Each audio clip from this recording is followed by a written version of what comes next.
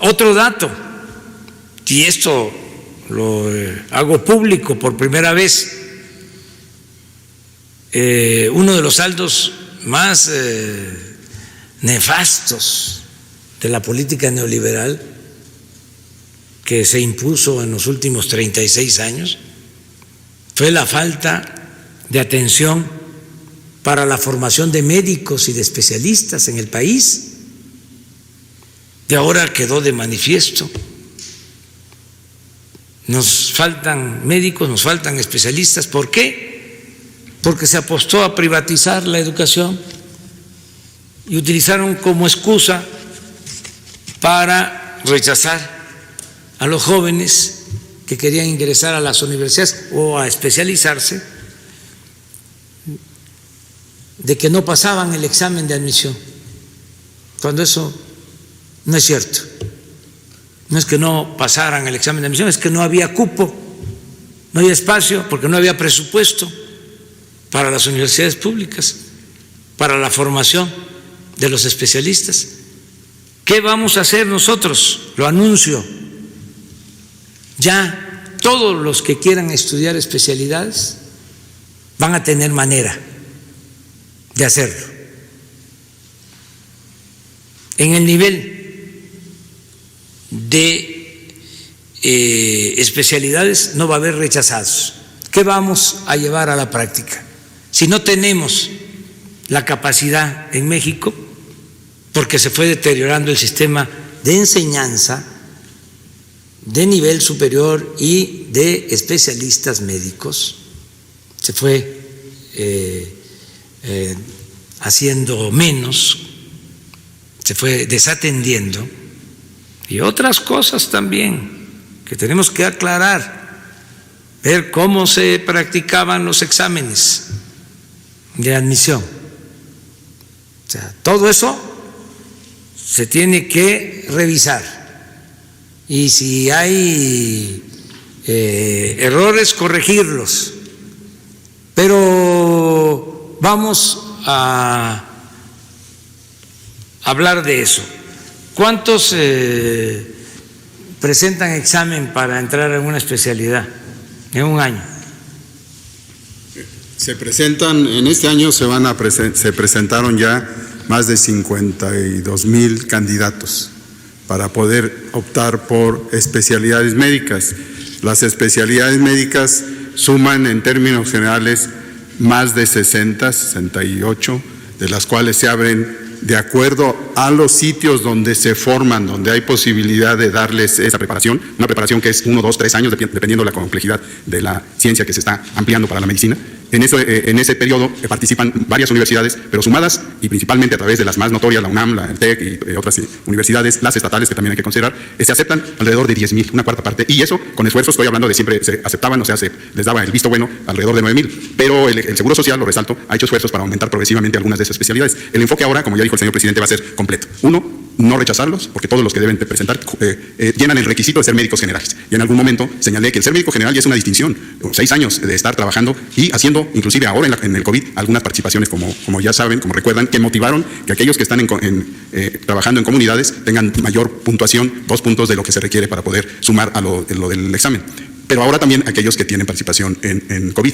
Esto es como un estímulo. Pero independientemente de eso, de esto no me salí, sino lo que pasa es que es esencial el enfoque de qué médicos necesitamos. Y señalé hace unos días, unas semanas, que nosotros necesitamos médicos generales de calidad, como muchos países, y de especialistas también de calidad, como los tenemos en México, pero insuficientes. Y de cada una de las especialidades hay diferencias notables. Por ejemplo, geriatras, aquellos que atienden a la población de mayor edad, tenemos un 10% de lo que se necesita. Y tenemos desde luego la posibilidad de no contar con los especialistas, los centros de especialidad que pueden dar esa preparación. Y así podría yo ir enumerando muchos ejemplos, pero me quedo en los más importantes. Pediatras, ginecobstetras, que son los que se encargan de atender los partos y las enfermedades ligadas a la vida sexual en las mujeres, y muchos otros ligados a lo que estamos viendo ahora, en esta necesidad de enfrentar una emergencia. Todos los que están relacionados con urgencias, con terapia intensiva, con anestesia, con estas situaciones de emergencia, no los tenemos. Y En este caso, pues nosotros tenemos que sustentarlo a través de, que lo estamos haciendo ya y en breve lo podemos ya presentar en una forma muy académica, muy de todos los estados y de todas las universidades, poder tener las necesidades, un censo de necesidades. Yo lo señalé hace también ya más de un año, que en términos generales tenemos un déficit de 200,000 profesionistas de la salud médicos, y de los cuales la mayoría son médicos generales todavía, que se necesitan 123,000, y el restante 76,000 son especialistas. Todo esto se tiene que ir buscando, ya señaló el presidente, tan solo en esta epidemia. Las cosas positivas que tenemos es que, además de notar el desafortunado déficit de profesionales, y agrego de enfermeras, que son piezas centrales también, pues tenemos el hecho de que se pueden implementar subespecialidades que pueden tener una acción muy, muy positiva, muy integrada a esto para poder responder, y así lo hemos hecho contratando entre médicos generales y especialistas más de 45,000. Esta es una actividad que realmente lleva a fundamentar lo que es el humanismo en una profesión como es la medicina. Pronto se los anunciaremos. Bueno, yo quiero nada más complementar de que se están creando más de 20 escuelas de medicina en el país, de medicina y de enfermería. Pero quiero aquí manifestar, informar al pueblo de México que vamos a iniciar un programa de becas a especialistas, a estudiantes de especialidades que van a poder ir, si no tenemos el cupo en el país, porque no se tiene para atender a todos, van a poder ir a estudiar al extranjero. 20,000-30,000 médicos. Vamos a llamar. Esta es una decisión que hemos tomado para que se deje ese legado de 20,000-30,000 especialistas más para antes o a finales de nuestro gobierno o a principios del próximo. Que no nos pase hacia adelante lo que estamos ahora padeciendo. Ya el secretario de Salud tiene instrucciones en este sentido. Vamos a obtener el presupuesto hasta para 30,000 becados que hagan especialidad en países del extranjero. Y el secretario de Relaciones Exteriores nos va a ayudar a explorar en qué países, qué universidades, dónde pueden ir a estudiar, con prioridad a las especialidades que necesitamos de acuerdo a las enfermedades que padece nuestro pueblo, a los padecimientos que se tienen. Por ejemplo, necesitamos cardiólogos, necesitamos muchos especialistas para la diabetes, necesitamos especialistas para las pandemias, enfermedades respiratorias. ¿Cuántos teníamos al principio de la pandemia, especialistas? Teníamos menos de... A ver, explícalo. Gracias, con gusto.